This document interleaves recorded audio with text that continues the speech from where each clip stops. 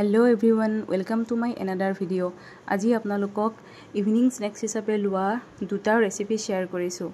ইয়া 2 চামুচ বেসন লৈ লৈছো।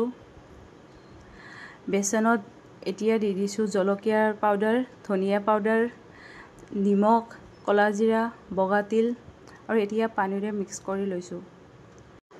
আৰু এটো হৈছে ৰঙালাওৰ ফুল।